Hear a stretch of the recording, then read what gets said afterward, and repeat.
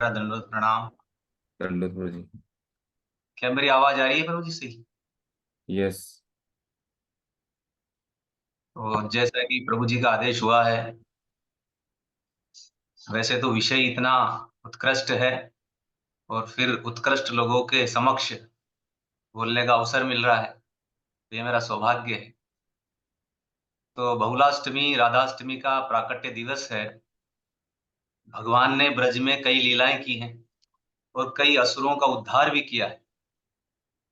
जैसे पूतना को मारा है, कालिया को मारा है, तृणावत को मारा है, सक्तासुर को मारा है, अघासुर को मारा है, बकासुर को मारा है। तो उसमें से एक मुख्य है अरिष्टासुर।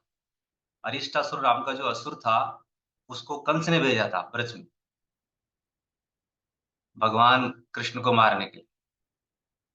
तो जो अरिष्टासुर जब ब्रज में आया था तो बहुत विशाल काय था और एक बैल का रूप लेकर आया था। तो जैसे गाय के ऊपर एक ऊपर हम्प होता है, नाड़ी होती है सूर्य केतु नाड़ी, तो उसका हम्प आकाश को छू रहा था, इतना विशाल था वो। और इतना भयंकर था, इतना विशाल काय कि वो जब वो रंभाता था तो जो गर्भवती स्त्रियां थी और जो गर्भवती गाय थी उनका गर्भपात हो जाएगा, इतना भयंकर था।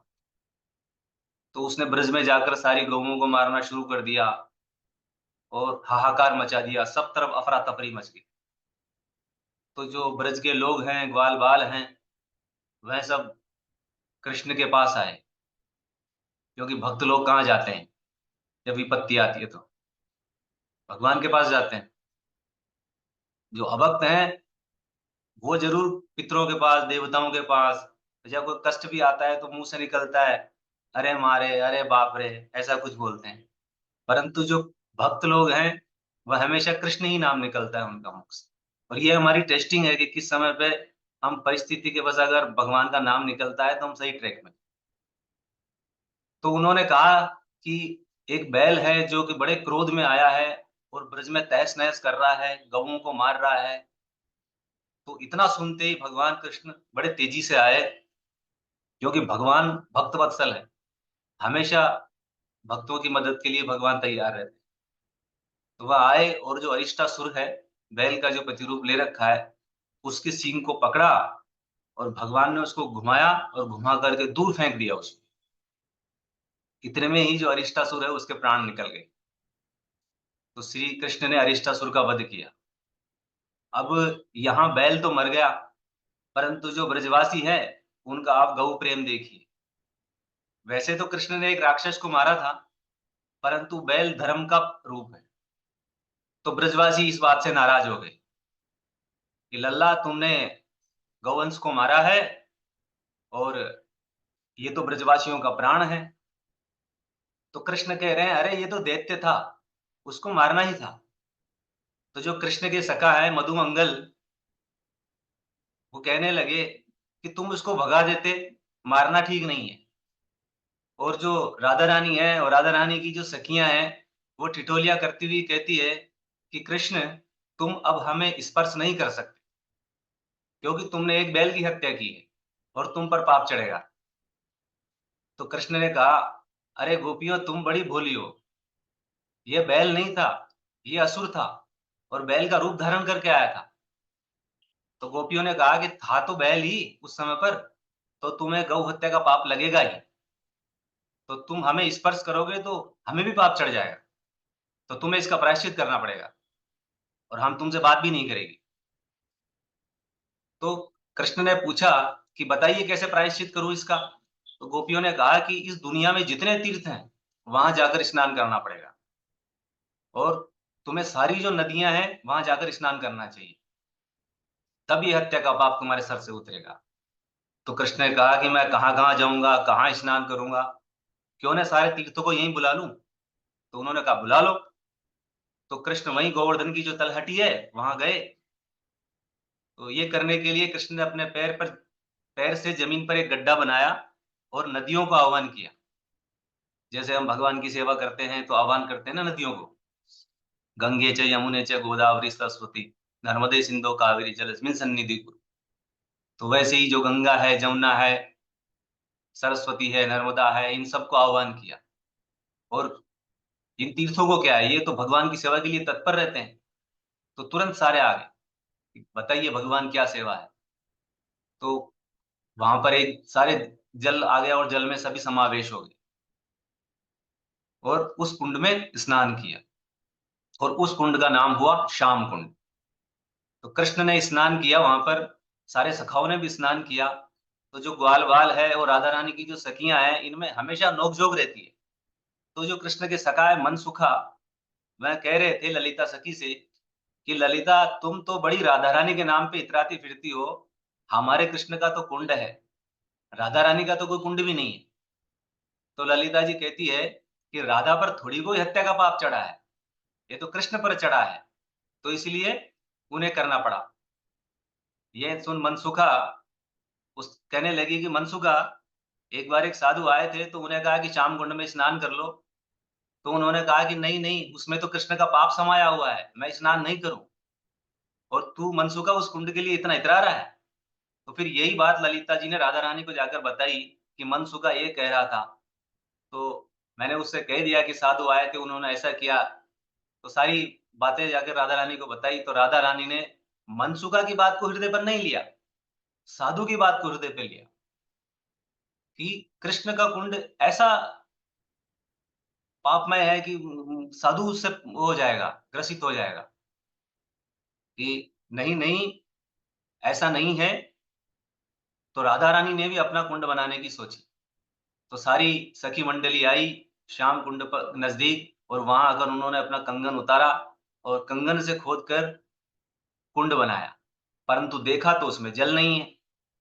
तो कृष्ण के सखा ताली मारकर फिर हंसने लगे कि देखो देखो देखो, गोपियों के कुंड में तो जल ही नहीं है। तो कृष्ण ने कहा, अरे घबराती क्यों हो गोपियों, तुम मेरे कुंड से ही जल ले लो। परंतु यहाँ पर स्वाभिमान की बात आ गई। तो गोपियों ने कहा कि नहीं नहीं, हमें तुम्हारे जल की आवश्यकता नहीं है, नहीं तो पूरा जीवन भर सुनाते रहोगे कि कृष्ण कुंड से जल लिया था। तो हम मानसी गंगा जाएगी और वहां से जल लेकर आएगी। तो सभी गोपियों ने अपने सिर पर मटके रखे और मानसी गंगा की तरफ चलने लगी। तो जितने तीर्थ थे उनको कृष्ण ने बुलाया और कहा कि सभी गोपियां जल लेने के लिए जा रही है, और तुम मार्ग में जाकर राधा रानी से प्रार्थना करो और सेवा करो। तो सारे तीर्थ गए और राधा रानी के चरणों में प्रणाम किया कि हे राधे करुणामयी, कृपा करके हमारी सेवा ग्रहण करो, हमें सेवा का अवसर दो। और राधा रानी ने उन पर कृपा की और सारे तीर्थों ने अपना जल वहां डाल दिया। तो इन्हीं पवित्र नदियों ने कुंड को जल से भर दिया और कहा, जब ये जल श्याम कुंड में जाएगा तो यह भी पवित्र हो जाएगा। तो कितनी अद्भुत बात है कि कृष्ण को भी पवित्र करती है राधा रानी। यद्यपि भगवान पाप पुण्य से परे हैं, लेकिन कोई ब्रजवासी या भाव से कोई मान रहा है, तो राधा रानी कह रही है कि मेरा जल उसको भी पवित्र कर देगा। तो कृष्ण भी राधा कुंड में कूद पड़े और घोषणा की कि अब से संपूर्ण सृष्टि में उनका सबसे प्रिय स्थान होगा, और इसमें डुबकी लगाने वाला कोई भी व्यक्ति राधा कृष्ण की भक्ति प्राप्त करेगा। तो राधा रानी और उनकी सखियां तब श्याम कुंड में छलांग लगाई, तो उन्होंने ये घोषणा करी कि संपूर्ण सृष्टि में उनका सबसे पसंदीदा स्थान होगा। तो इस तरह निर्माण हुआ सबसे सुंदर राधा कुंड का। इसलिए उसको कंगन कुंड भी कहते हैं, क्योंकि राधा रानी ने अपने कंगन से उसे प्रकट किया था। तो कृष्ण ने कहा कि जो राधा कुंड में स्नान करेगा उसे कृष्ण भक्ति प्राप्त होगी। इसी तरह राधा रानी ने भी कहा कि जो श्याम कुंड में स्नान करेगा उसे राधा भक्ति प्राप्त होगी। तो कितना सुंदर दर्शन है, राधा कुंड श्याम कुंड, और दोनों एक दूसरे के समीप है, एक दूसरे में प्रवेश कर रहा है दोनों का जल। तो राधा रानी का जो कुंड है वो गौरवर्ण है, और जो कृष्ण का कुंड है वो श्याम वर्ण है। क्योंकि जब वो धारा राधा कुंड से आकर श्याम कुंड में मिलती है, श्याम कुंड की धारा, तो उस मिश्रण से जल का रंग प्रकट होता है। उसके दर्शन साक्षात श्याम सुंदर श्री राधा कृष्ण का मिलन हो रहा है ऐसे लगते हैं। तो राधा कुंड की महिमा का वर्णन कर पाना असंभव है। आज भी कृष्ण और राधा रानी अपने अष्ट सखियों के साथ स्नान करने आते हैं। एक गोवर्धन के सिद्ध भक्त थे जो कि मानसिक सेवा किया करते थे। तो मानसिक सेवा करते करते राधा रानी का कुंडल गिर गया उनकी मानसिक सेवा में। तो मानसिक भाव में इतने उन्मुक्त थे कि सीधा कूद पड़े कुंडल लेने को, और कई दिनों तक कुंडल ढूंढते रहे। तो जब बाहर आए तो हाथ में कुंडल था। ये अद्भुत भाव है राधा कुंड का, श्याम कुंड का। राधा कुंडे श्याम कुंडे गिरी गोवर्धन, मधुर मधुर बंसी बाजे सही तो वृंदावन। यही तो वृंदावन है, यही तो ब्रज लीला है। कहते हैं 1000 वर्षों तक हिमालय पर तपस्या करने पर जो फल प्राप्त होता है, वह मात्र राधा कुंड में आचमन करने से प्राप्त हो जाता है। तो लोग दोनों कुंडों में स्नान दान करते हैं, लोग कहते हैं मनोकामनाएं भी पूर्ण होती है। तो ये लीला आज से 5000 वर्ष पूर्व आज ही के दिन कार्तिक मास की अष्टमी तिथि को हुई थी और समय के साथ ये लुप्त हो गई। परंतु इसको प्रकट किसने किया? इसको प्रकट किया चैतन्य महाप्रभु, जो राधा रानी का भाव लेकर आए और तीर्थ स्थानों पर यात्रा की, इन लीला स्त्रियों की पहचान की और षड गोस्वामियों के माध्यम से उसको प्रकाशित किया। चैतन्य महाप्रभु से पूर्व माधवेंद्र पुरी भी वहां आए थे, लोकनाथ गोस्वामी भी वहां आए थे, परंतु किसी ने राधा कुंड और श्याम कुंड को प्रकाशित नहीं किया। तो ये राधा कुंड ऐसा स्थान है जो स्वयं चैतन्य महाप्रभु ने प्रकाशित किया और चैतन्य महाप्रभु यहाँ आए तब उस स्थान का नाम था आरिट ग्राम, क्योंकि अरिष्टा जो सुर राक्षस है उसको मारा था, इसलिए इसका नाम अरिट ग्राम पड़ गया था। तो चैतन्य महाप्रभु ने पूछा यहाँ पर इन कुंडों के बारे में, क्योंकि यहाँ पर कुंड नहीं थे, पहले खेत थे, एक गोरी खेत, एक काली खेत, ये नाम बताया उन्होंने। तो लोगों ने धान उगा रखे थे वहां पर, तो उन्होंने बताया कि ये खेत नहीं है, इनका नाम है राधा कुंड श्याम कुंड, और जो बीच का स्थान है उसको योगपीठ कहते हैं, क्योंकि जो योगपीठ है वहां चंपक के पेड़ थे और उस पर झूले लटके हुए थे। तो वहां पर झूलन लीला होती थी और वहां पर सुंदर सुंदर आसन थे। वह आसन किसके बने हुए हैं? वह आसन है स्वर्ण के, मणियों के, जिन आसनों पर बैठकर राधा कृष्ण की सेवा होती है। और राधा कृष्ण के पास जो 8 सखियां हैं, ललिता जी, विशाखा जी, तुंग देवी, सुदेवी, चंपकलता आदि, उनके 8 कुंड हैं उनके चारों तरफ, जो कि अदृश्य है और वो लुप्त हो चुके हैं।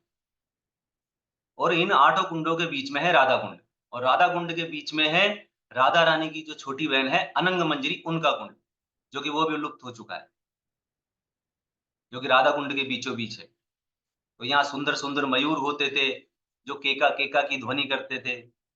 एक बार परम पूज्य गोपाल कृष्ण गोस्वामी महाराज ने भी किसी भक्त को राधा कुंड के दर्शन करवाए थे, मात्र आचमन करके और छींटे मारकर। तो इसको महाप्रभु ने प्रकट किया और महाप्रभु ने चैत्र मास की जो पूर्णिमा तिथि है, इसको इसमें प्रकट किया है वापस। तो षड गोस्वामियों में से श्री रघुनाथ दास गोस्वामी को राधा कुंड निर्माण करने की आज्ञा दी। इसी राधा कुंड की महिमा श्री रूप गोस्वामी कहते हैं उपदेशामृत के 9वें श्लोक में कि वैकुंठा जनितो वरा मधुपुरी, तत्रापि रास उत्स्वाद वृंदावनम, उदार पाणी रामणा तत्रापि गोवर्धन, राधा कुंड मिहापि गोकुल पते प्रेमा अमृता पलावन, अत कुरिया दस्य विजानतो गिरी तटे सेवकाम विवेकी न कह, अर्थात वैकुंठा जनितो वरा मधुपुरी, वैकुंठ से श्रेष्ठ है मथुरा। वैकुंठ से श्रेष्ठ मथुरा क्यों है? क्योंकि वैकुंठ में तो भगवान का जन्म ही नहीं होता है, मथुरा में भगवान का जन्म हुआ है, इसलिए मथुरा श्रेष्ठ है, जन्म की लीला वहीं होती है। और मथुरा से श्रेष्ठ है वृंदावन। क्यों है? क्योंकि भगवान ने गोपियों और ब्रज गोपों के साथ में वहां लीलाएं की है। और वृंदावन से श्रेष्ठ है गोवर्धन, क्योंकि गोवर्धन में भगवान ने कई गोपनीय लीलाएं की, गोवर्धन के तट पर वसंती रास भी किया है, जो कि और कहीं नहीं किया। और गोवर्धन से श्रेष्ठ क्या है? गोवर्धन से श्रेष्ठ है राधा कुंड। क्यों है? क्योंकि साक्षात राधा रानी का स्वरूप, गोकुल पते प्रेमामृत पलावन, साक्षात प्रेम और भक्ति का स्वरूप है राधा। इसलिए राधा कुंड की महिमा सबसे अलग है। यथा राधा प्रिय विष्णु तस्य कुंडम प्रिय तथा, सर्व गोपीषु सेविका विष्णु अत्यंत वल्लभा। जिस प्रकार राधा रानी कृष्ण को प्रिय है, उसी प्रकार राधा कुंड भी कृष्ण को प्रिय है। तो जो हमारी गौड़ीय वैष्णव परंपरा के आचार्य हैं, उन्होंने राधा कुंड का आश्रय लिया है, जो ऐसी अद्भुत लीलाओं का पुनर्निर्माण करवाया। अन्य परंपरा के वैष्णव लोग आके स्नान करते हैं, परंतु प्रभुपाद जी ने राधा कुंड में स्नान करने से इनकार किया है। जब प्रभुपाद जी पहली बार विदेशी भक्तों के साथ राधा कुंड आए, तो विदेशी भक्तों ने राधा कुंड को जैसे देखा वहां छलांग लगा दी उन्होंने और वहां स्विमिंग करने लगे। तो प्रभुपाद जी ने उन्हें रोका, रुको रुको रुको, ये क्या कर रहे हो, ये राधा कुंड है, बहुत उत्कृष्ट स्थल है। तो प्रभुपाद जी ऐसा करने को मना करते थे। कई भक्त लोग आते हैं उसमें पैर भी डालते हैं, परंतु श्रील प्रभुपाद ने हमें केवल आचमन करने और 3 बार अपने ऊपर जल छिड़कने की अनुमति दी। प्रणाम करो इसको। फिर भी यदि कोई डाल देता है तो पहले समय याचना करे राधा रानी से, उसके बाद ही अंदर रखे। तो परम पूज्य गुरु महाराज है राधा गोविंद गोस्वामी महाराज, उनको भी राधा कुंड बहुत प्रिय है और महाराज ने कुटिया भी बनाई है वहां पर। तो करीब करीब जब महाराज राधा कुंड रहते हैं तो रोजाना दर्शन करने को आते हैं वहां। और वहीं पर अभी 6 महीने पहले मेरी राधा कुंड पर दीक्षा भी हुई है गुरु महाराज और वैष्णव की कृपा से।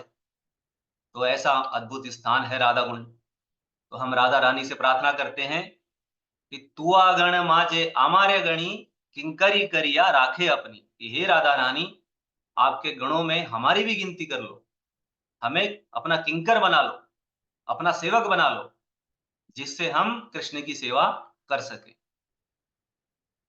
तो यही कहकर मैं अपनी वाणी को विराम देता हूं और साथ में मैं प्रभु जी का बहुत ही कृपा मानता हूं कि उन्होंने मुझे मेरे ऐसे पतित जीव को राधा कुंड की महिमा के बारे में अवसर प्रदान किया। तप्त कांचन गौरांगी राधे वृंदावनेश्वरी वृषभानुसुते देवी प्रणमामि हरि। वांछा कल्पतरुभ्यश्च कृपा सिन्धुभ्यश्च पतितानां पावनेभ्यो वैष्णवेभ्यो। बहुत बहुत धन्यवाद प्रभु जी। आपने तो आज कृपा करी, बहुत बहुत सुंदर ढंग से राधा कुंड श्याम कुंड की महिमा बताई। आपने तो लगता है कि राधा कुंड श्याम कुंड के दर्शन हमारे को इन कानों से करवा दिए और हम सब जो पतित जीव हैं उनका उद्धार हो गया। हरे कृष्णा।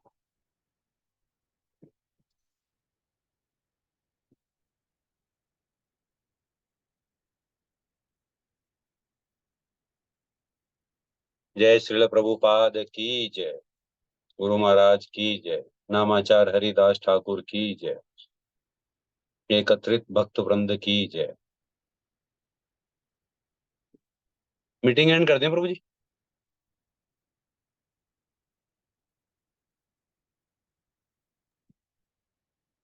जी प्रभु।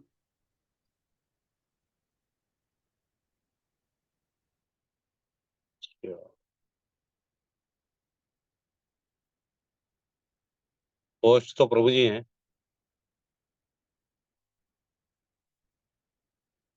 हरे कृष्णा प्रभु जी, दंडवत प्रणाम।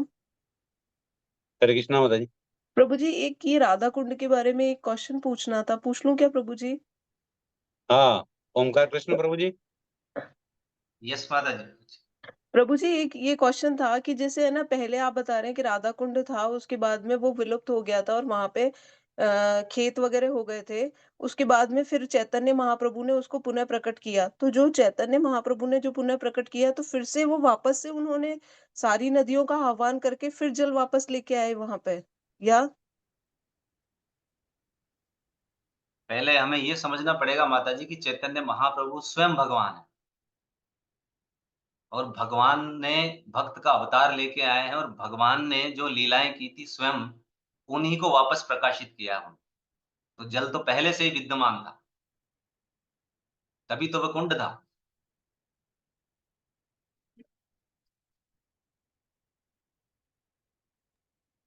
जी प्रभु जी, धन्यवाद प्रभु जी।